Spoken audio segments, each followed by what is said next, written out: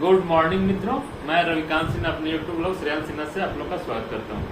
आज मैं अपने यूट्यूब चैनल पे लगभग 5 से 6 दिन बाद आया हूं, क्योंकि आजकल मैं बहुत परेशानी में चल रहा हूं, बहुत कष्ट में अपनी ज़िंदगी जी रहा हूं। बहुत तरह का प्रॉब्लम मेरे लाइफ में आ गया है, तब पर भी मैं किस तरह जी रहा हूँ। लगता है पृथ्वी पर का सबसे अभी कष्ट में जीने वाला इंसान मैं ही हूँ।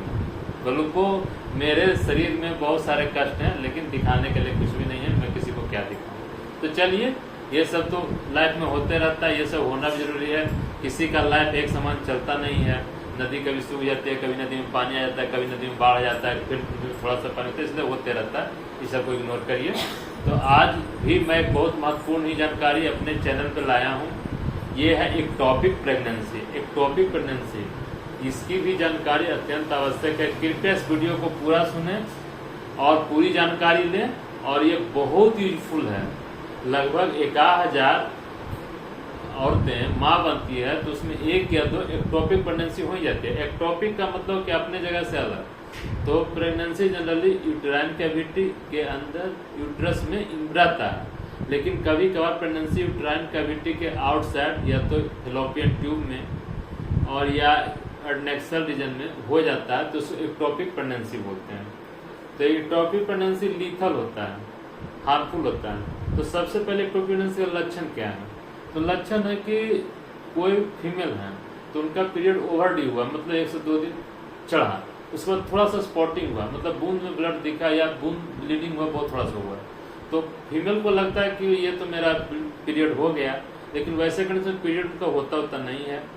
वो स्पॉटिंग हुआ, तो स्पॉटिंग हुआ, लेकिन उसके बाद वो फर्टिलाइजेशन का प्रोसेस क्लियर रह जाता है, वो इम्प्लांट कहीं ना कहीं हो जाता है।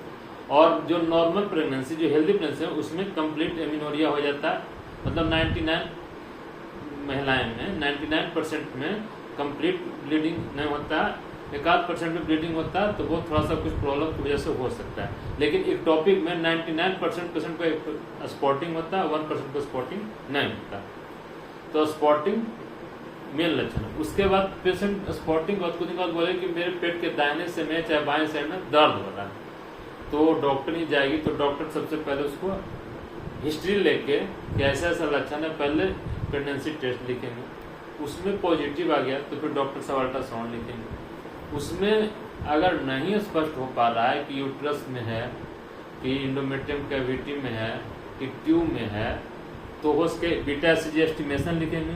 तो जनरली 6 वीक के बाद, मतलब प्रेगनेंसी ये लास्ट पीरियड से 1.5 माह के बाद ही एक टॉपिक है कि नहीं, ये अल्ट्रासाउंड में क्लियर होता है। टीबीएस में और पहले हो सकता है, लेकिन ट्रांस एब्डोमिनल अल्ट्रासाउंड में लगभग 6 वीक के बाद नहीं होता है। और ये फैलोपियन ट्यूब वाले प्रेगनेंसी 6 वीक के बाद होता है ट्रांस एब्डोमिनल में, और टीबीएस में पहले हो सकता है।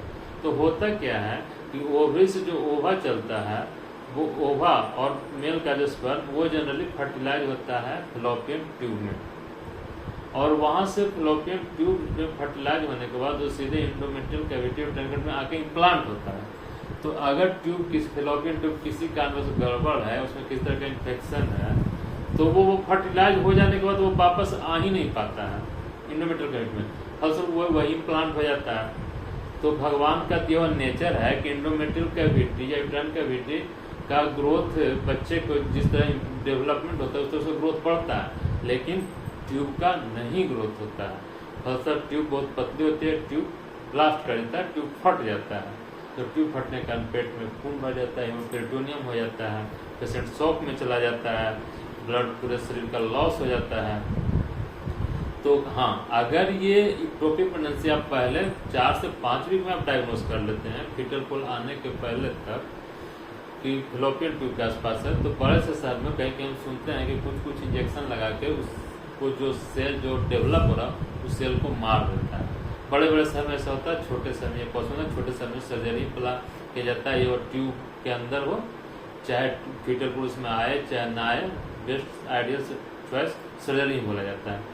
लेकिन बड़े शहर में कुछ इंजेक्शन लगा के उसके सेल को मार दिया जाता है, एक्टोपिक प्रेगनेंसी वाले सेल को। तो वो जनरली 4 से 5 वीक में डायग्नोज करके वो सेल को सबसाइड कर देते हैं। तो सबसे पहले तो है कि स्पॉटिंग लगभग 99% यदि कोई एक्टोपिक में रहेंगे, पेट के दाहिने से बाएं से में दर्द रहेगा, बीटा सीजी एस्टिमिनेशन अगर होगा तो जैसे जैसे ही पेशेंट गया ये सब दिया और टॉपिक से अल्ट्रासाउंड नहीं कुछ पता चल रहा है तो बीटा सीजी एस्टिमिनेशन बढ़ा हुआ है, तो जैसे ही उसको 48 घंटा बात करेंगे तो उसको लोग दोगुना वो बढ़ जाएगा कि टॉपिक रहेगा। तो मैडम लोग डॉक्टर लोग कन्फर्म एक टॉपिक है, एक टॉपिक कन्फर्म होने के बाद उसको स्टेटस देख लेते हैं कि कितना वीक कितना डे का है, उसके बाद आगे का प्लान करते हैं वो लोग। तो मान के चलिए कि इक्टोपिक प्रेगनेंसी हुआ क्यों ये समझ गए, इक्टोपिक प्रेगनेंसी कहते किसको ये समझ गए, इक्टोपिक प्रेगनेंसी का उपाय क्या है ये समझ गए। इक्टोपिक प्रेगनेंसी लीथल होता है, वो बहुत खराब चीज है। हाँ अब ये बताए इक्टोपिक प्रेगनेंसी जनरली एक ही साइड होता है, आज तक हमने दोनों साइड कभी नहीं देखा। तो एक साइड होता है तो मान के चले कि जिस साइड का हुआ अगर ट्यूब फट जाने तक नहीं पता चला तो वो तो ट्यूब फट गया, तो वो ट्यूब तो डैमेज हो गया, तो जाहिर सी बात है कि उसको ऑपरेशन करके वहां से हटा दिया जाता है, पूरा वो एरिया को हटा दिया जाता है, टेंसल एरिया में जो होती है तो उसको हटा दिया जाता है। तो एक साइड का भी ट्यूब अगर सेफ है सुरक्षित है तो पेशेंट माँ बन सकती है, कहीं कोई परेशानी नहीं होती है, अच्छे से वो हेल्दी प्रेगनेंसी कंसीव कर सकती है। तो कारण आप समझ गए, लक्षण समझ गए, उपाय समझ गए और ये आगे का क्या होगा वो भी समझ गए। तो मान के चलना है कि इक्टोपिक प्रेगनेंसी को ना हो या कैसे इससे बचा जाए, इसके लिए सबसे पहले या इसके खतरे दुष्प्रभाव से बचा, इसके लिए सबसे पहले है कि आपको जैसे भी इसमें से कोई लक्षण पता चले तो सबसे पहले आप मैडम से मिलिए, डॉक्टर से मिलिए, वो ये सब लक्षण देख के अपने ही आपको जांच करवाएंगे, बोलेंगे कि जांच कराओ, वो क्लियर करेंगी क्योंकि वो ये बहुत लीथल होता है, कभी कभी पेशेंट का जान भी चला जाता है लेट डायग्नोसिस बनने में।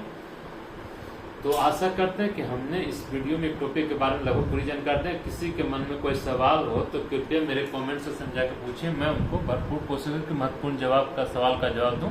Thank you for watching this video. Okay मित्रों, बाय।